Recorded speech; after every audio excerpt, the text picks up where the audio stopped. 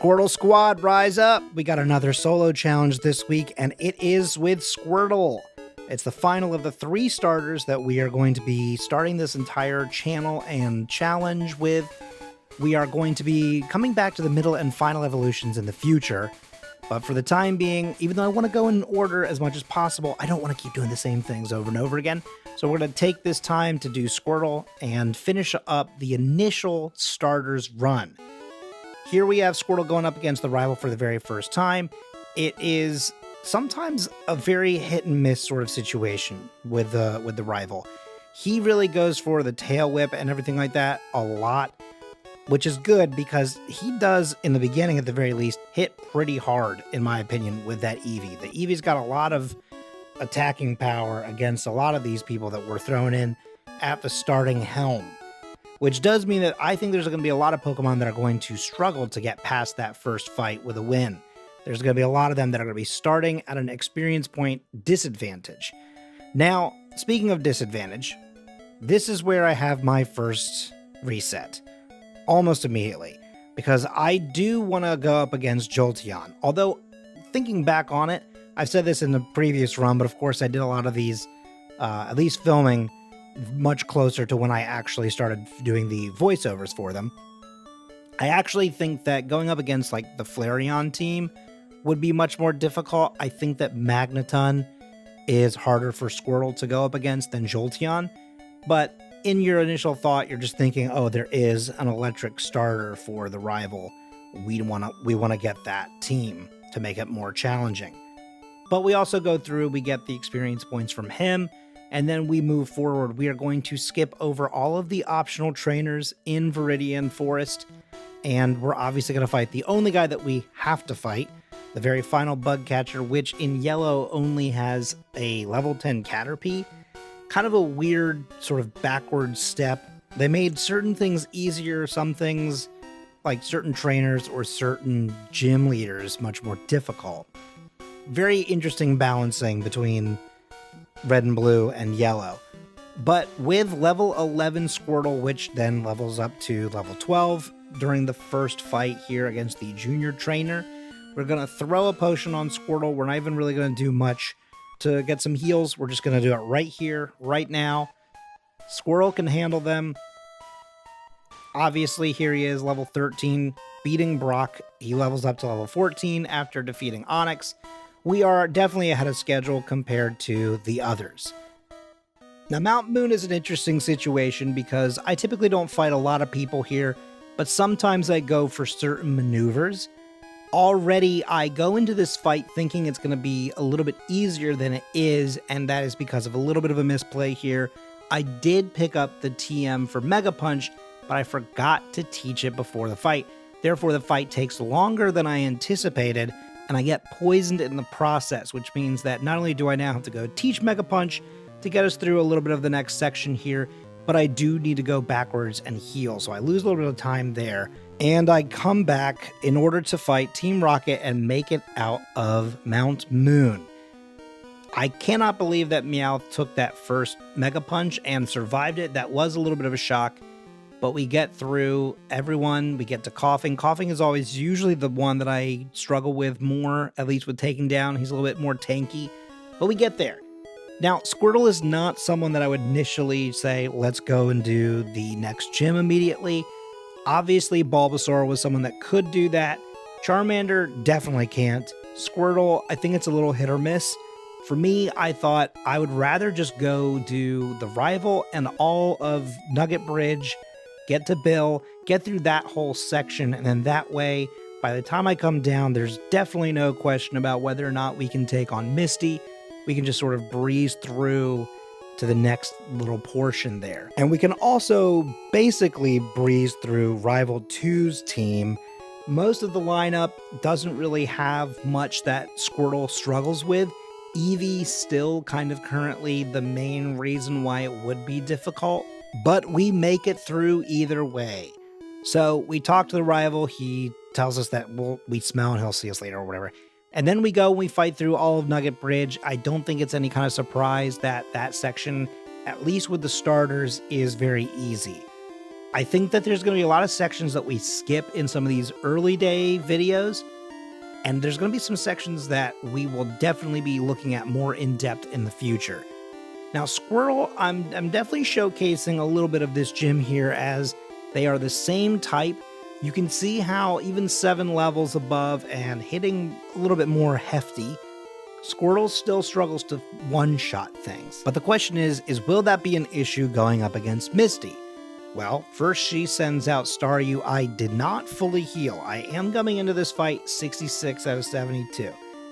We don't struggle that much with Staryu, but Starmie is going to be the problem, as Starmie already has a pretty incredible defense, and she continues to go for defensive moves, but because of that, I'm able to just sort of chip away, and we're done with her. So we move forward, we go south, we head towards Vermilion, and we're already at the SS Anne.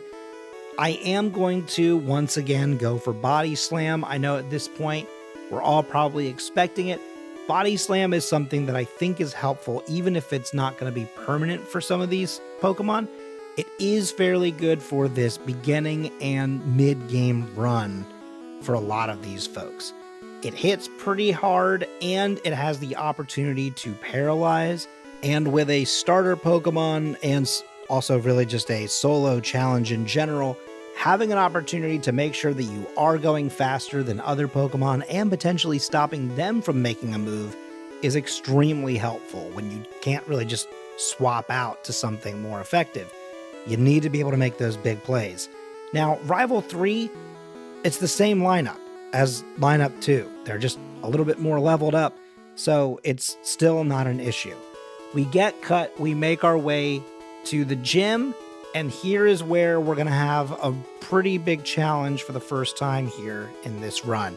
At level 30, Squirtle does not one-hit with Dig, but Raichu goes for Mega Kick instead of Thunderbolt, and therefore gives us an opportunity to get the win on our first try. Now, this trainer has an opportunity to be a much more difficult fight than Surge, but she does go for Poison instead of Paralyze. It makes sure that I continue to hit first, and therefore her team is not a problem. But the fact that she could have paralyzed me and then got me into an infinite loop with Wrap, that could have been an easy reset, or at the very least, a very bad blackout, because I don't remember the last time I saved. I think it may have been before Lieutenant Surge.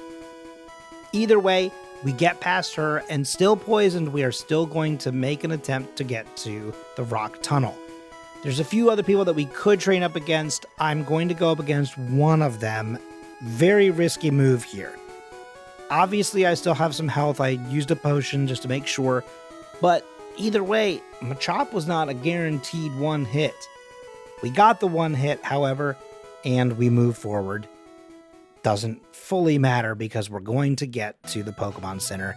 We're going to heal, and then we're going to hit Rock Tunnel. Rock Tunnel has an opportunity to be difficult in some sections. With Squirtle, someone being obviously water and very effective against any of the ground/rock Pokemon that we're going to find, he's going to be a very easy answer to some of these Pokemon. However, people like Slowpoke are going to cause some struggles. With things like Confusion, a lot of defense, it means we're going to have to hit quite a few times in order to work through them. And that's why type advantages are a huge thing in this game, because the self-destructing hiker is going to be a constant issue for some of the people that can't one-shot like this, but he doesn't even get an opportunity to even attempt a self-destruct here. We just went right through him, and so therefore we can get the easy path to Lavender Town, and then once again the easy path over to Celadon City, and start working our way through the secret base. I skipped basically every trainer here. I think I fought only one, maybe two people that were optional, mostly just to get me to the next level. I go up against the trio. They're not a problem. I know I say that so far every video. As always, I expect them to be an issue at some point, which is why I always want to point out when they're easy and always want to point out when they're not so easy. The same can be said for Giovanni. His first team, I think for the most part, won't be too bad for most people, but kind of like the rival, with each passing battle, he becomes much more difficult. What is also difficult is me sometimes recognizing that I've already done something, so I do hit the basement floor twice. Now, I take Squirtle and I take some risks here. I'm going to go up against every one of the trainers to see if I can get some extra levels, and this is going to cause some struggles. It's going to showcase that we need something else in order to make it through this gym. Because Squirtle is going to go up against the Weepinbell, and that's not a problem. I mean, the Dig does fairly well just because of the poison. But Gloom is a problem. Sleep hits pretty hard for someone like Squirtle if they've got the grass-type moves. We're going into this fight with Ivysaur with 13 health. Yeah, of course, that's going to be a reset. So we're going to come back. We're going to try this one more time. I do think that we can do it if we make sure that Sleep doesn't... Okay. Well, we still get hit with it, but we wake up much faster this time, and so we're able to continue to do a little bit of setup here. I am hoping that that will be enough. We do get hit with Paralyze. That kind of saves the run to some extent. It means that I am moving slower, but it also means that in this situation, I've been able to set up multiple times, and so Ivysaur can't quite finish us off, and we get there with very little health. But the good news is that we are making sure to keep track of the moves that we have and what our options are. At this level and with those moves, it wasn't going to be easy, but we do have the option to go pick up Ice Beam, which we have done, and that should make this fight much easier. Now, Tangela already can take more than one hit to take down with Ice Beam, even with this new move, and yeah.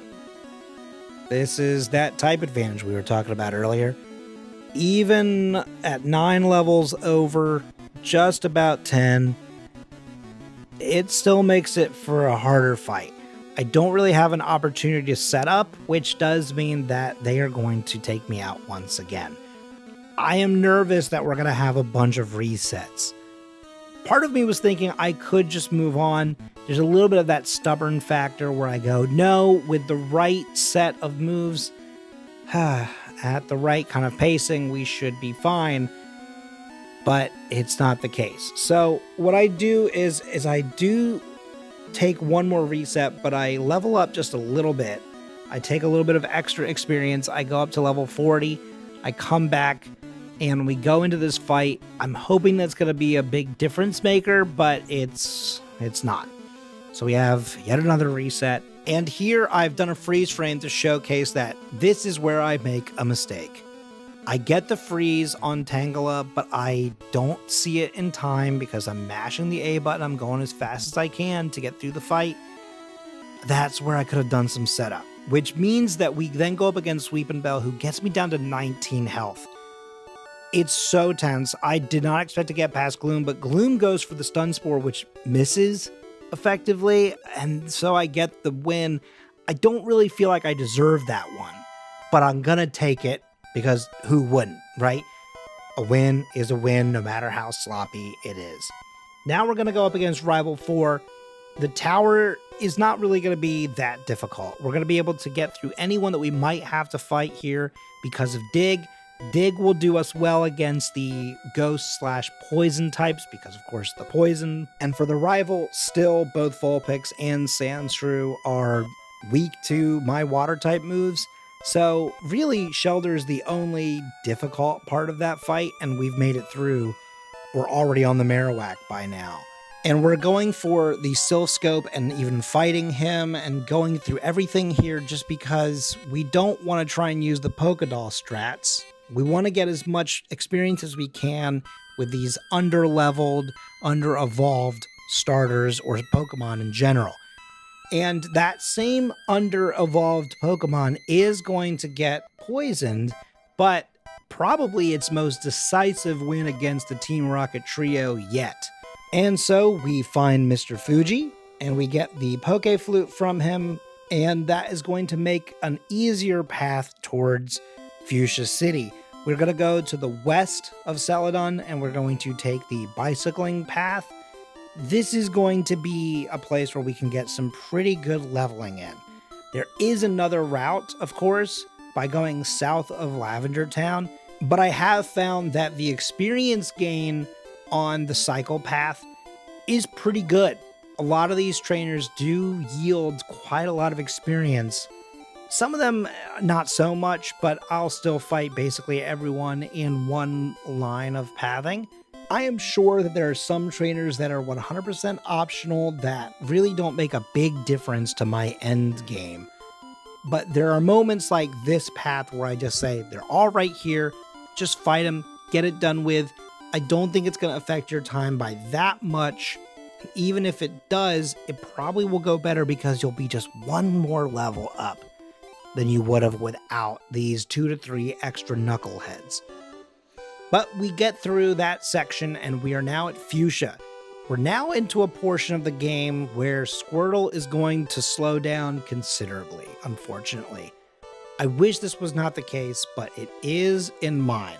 Now, this could be in part due to a factor like the point that Squirtle is definitely the starter that I have used the least in my entire history. Well, with these games. Chikorita probably gets that for the next generation. But Squirtle, I do love Squirtle a lot. I just always felt that Charmander was my guy. But if I wanted to get through it quickly, Bulbasaur used to be my sort of faster run. Squirtle I have less experience with, and therefore I make some boneheaded moves like here where I forgot to heal up and get some of my PP back before the fight, which means that even against the very first Venonat that Koga can possibly send out, yeah, that's going to be a reset.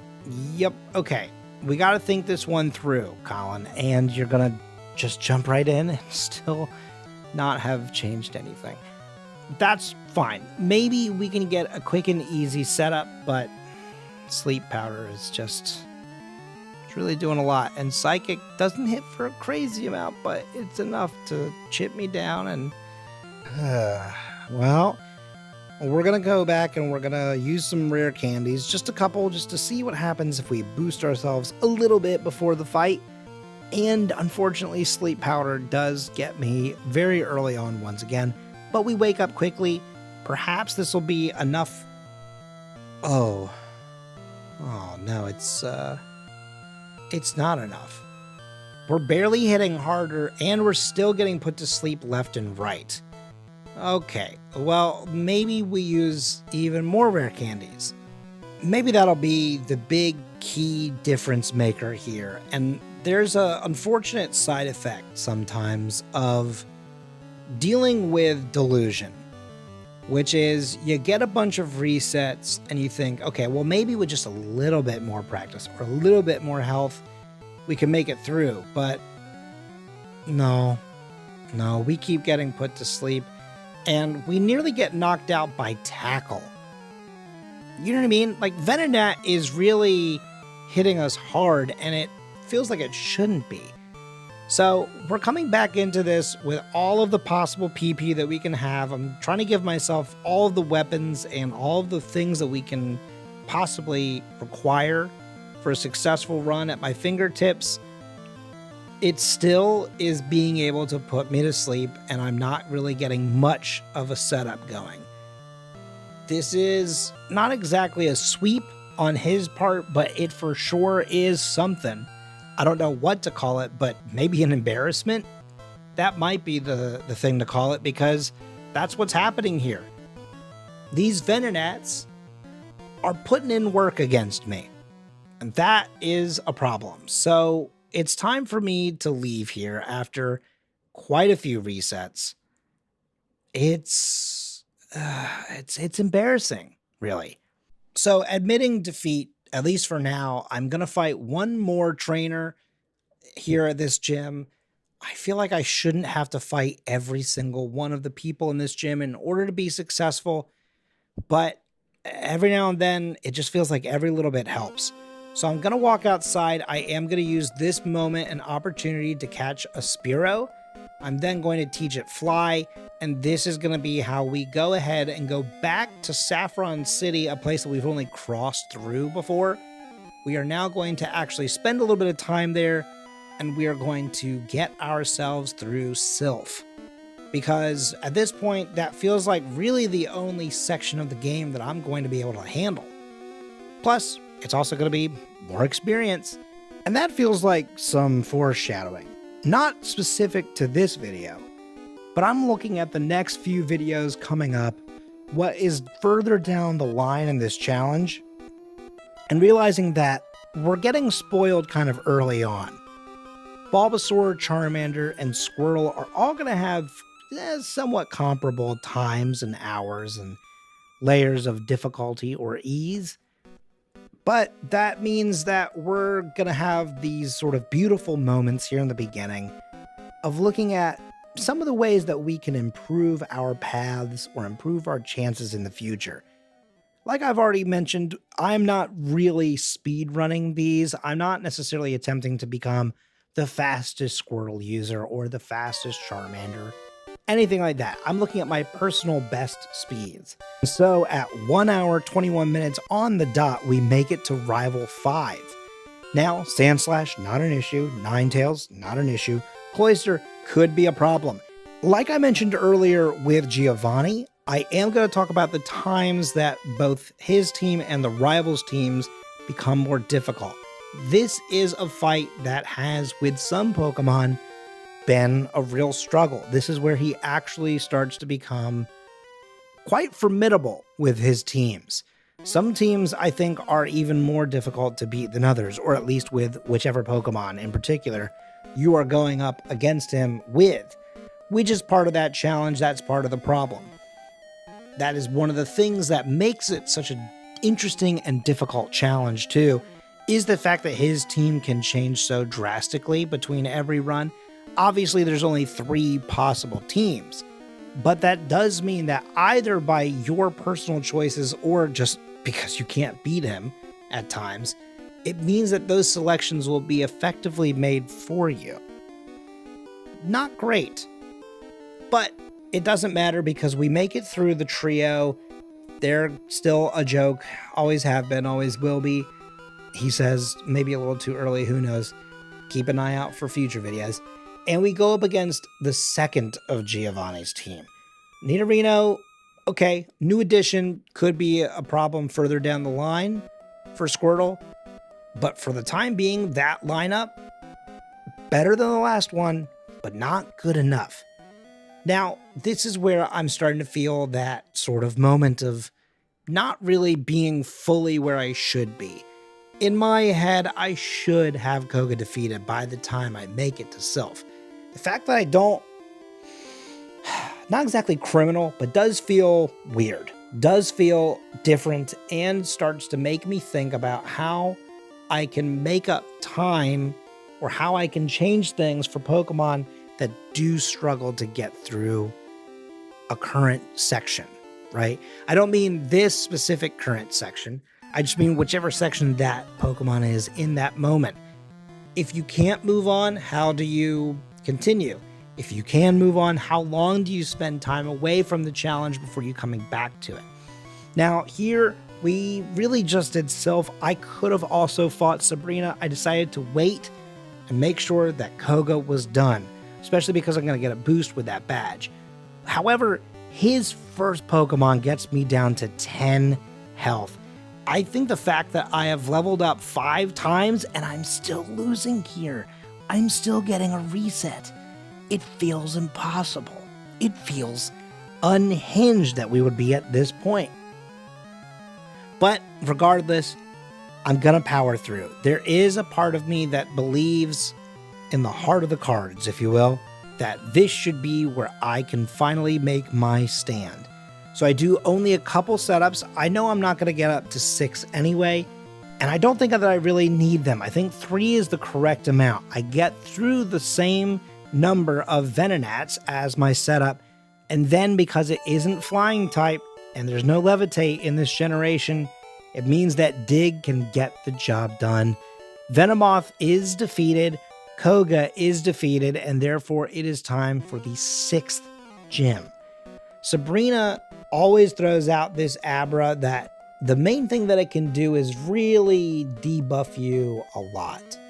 Specifically, with Flash dropping down your accuracy, but we make it through that section against Abra with no problems of debuff. The move doesn't work, and so therefore Squirtle is set up to go up against the next two Pokemon. Kadabra goes down. Alakazam could have been a problem. You can see that I have only 30 health left by the end of that fight. I think that if Alakazam goes for the hit, I'm dead. I gotta reset, but he just does reflect, as he is, I guess, sometimes want to do, and so therefore I get to move on to Blaine. As always, I'm going to skip the mansion, or at least showcasing you the mansion, because it really hurts the eyeballs. So we're just going to go right on over to Blaine. Just know that there is no problem getting the key at all, in no fashion. We might have some struggles if I get stuck in a fight with anyone in the future, but Squirtle, no problem.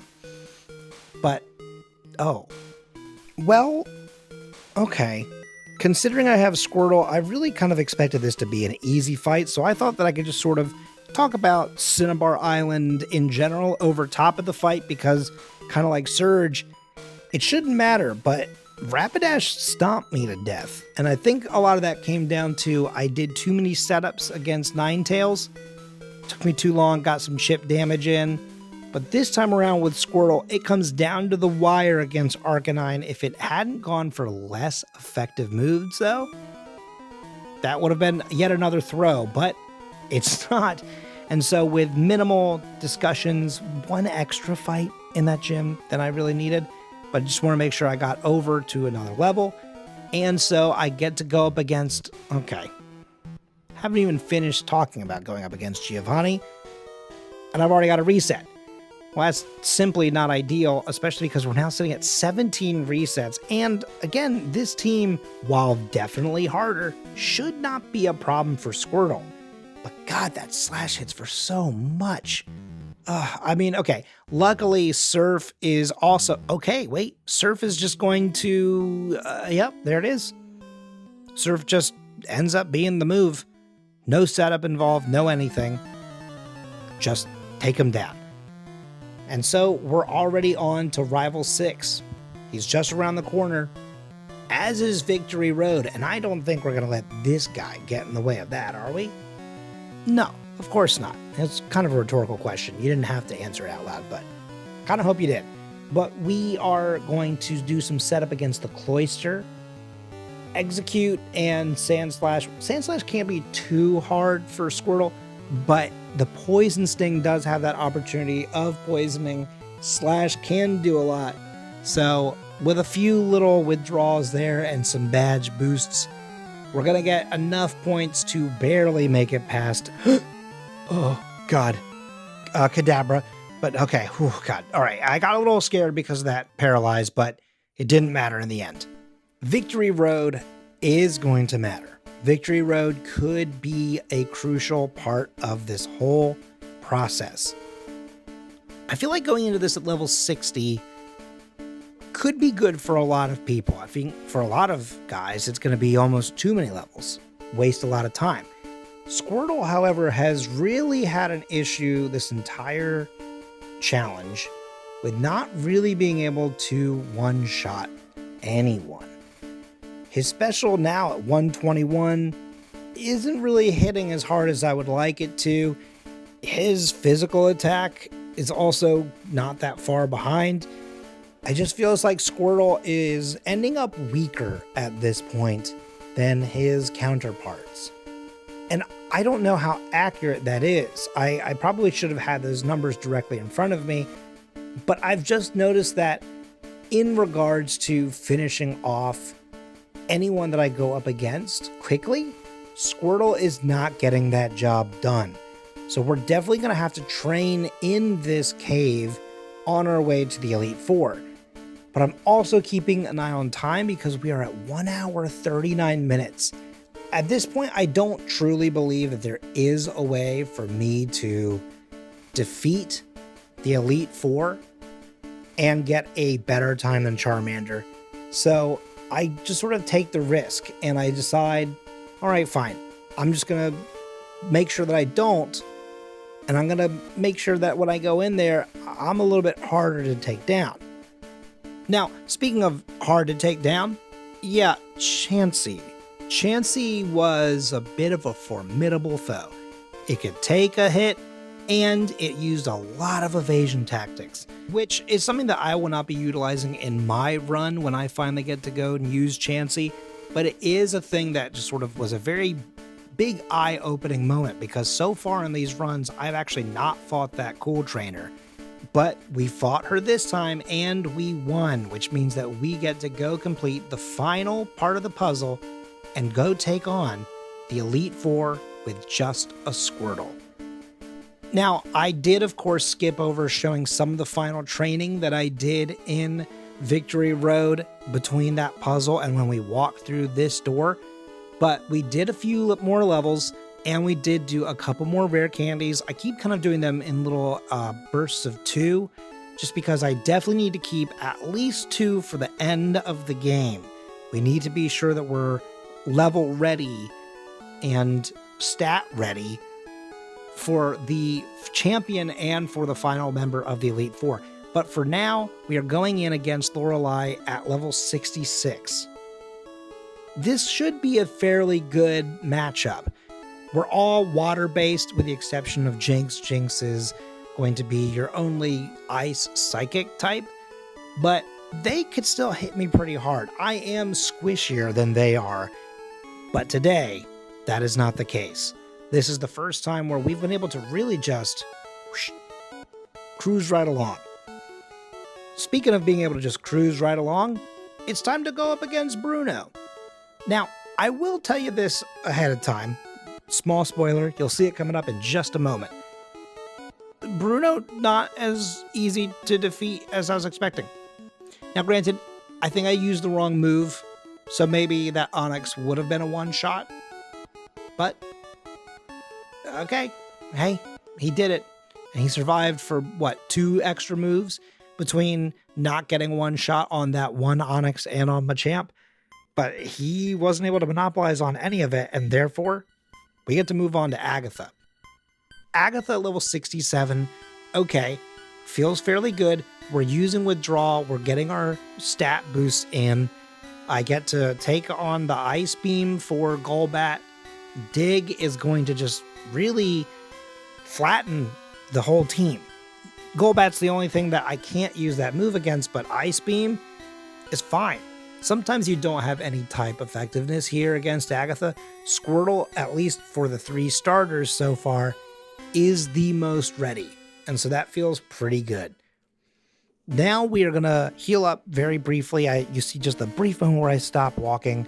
That's where I cut all of the portion of me healing up and making sure that we are up to level 68.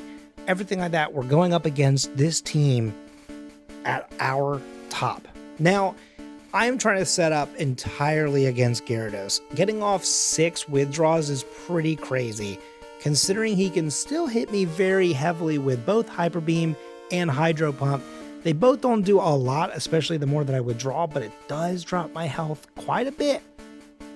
Ice Beam can be pretty effective against all of them. The question is, though, will it one-shot everything? Yes, it will. That is the easiest we have ever had against Lance. One time, first try rather, pretty good, feels very good, which means that right now we have just barely surpassed the Charmander time. Charmander, his time is now set between the 3 starters as the best of the 3, which is why I've been saying we got to come back. Oh my God. I was talking about the times and, oh yeah, I forgot about the fact that the champion's actually pretty hard. When you have a whole team and so you know you've got type advantage and you can just sort of trade out whenever you want, every team feels like it should be much easier. But when you go up against this guy with just a solo type, oh man, a level 69 nice with 44 health, and you get leech seeded, oh boy, and then it's just gonna... yeah, it's a reset. I saw the writing on the wall. We're going to go back in. All right. We withdraw. We're going to do a little bit of setup against the Sand Slash. Luckily, when you have some moves, you feel like you can get some good setups against him. However, I just took too much chip damage over time, and it ends up being another reset. Perhaps I'm trying to set up too often against the Sand Slash. Despite having the type effectiveness and being able to spend the time, I'm getting poisoned and everything. Oh my god. It's not working. So we get another reset. We just take our loss. We also use the very last rare candy. This is a common issue where I get to the final fight and I forget to use my last 1 or 2 rare candies that could make a difference, whether it be speed, defense, special, attack, whatever you want to talk about. Sometimes I just need to remember to use those.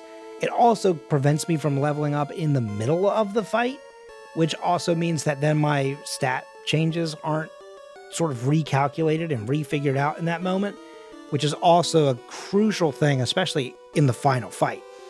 But now, after a lot of resets, some of them I didn't even show, again, sometimes not even making it past Sand Slash, which just feels a little insulting, at 26 resets.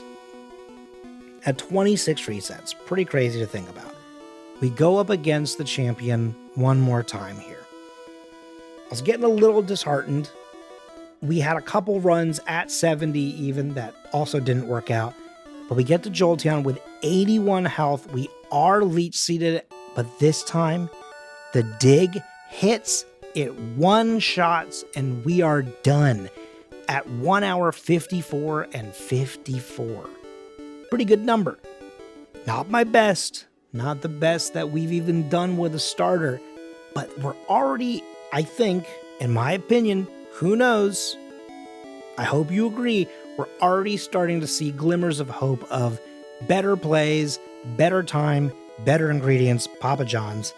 Not an ad, I just wanted to make the Papa John's joke. Either way, Squirtle does it. With this moveset, Withdraw is really the only opportunity that it has to do any kind of boosts.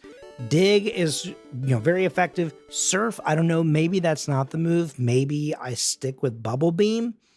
And then if I really need to drop the water type move for the final 2 fights, because I kind of really don't need them.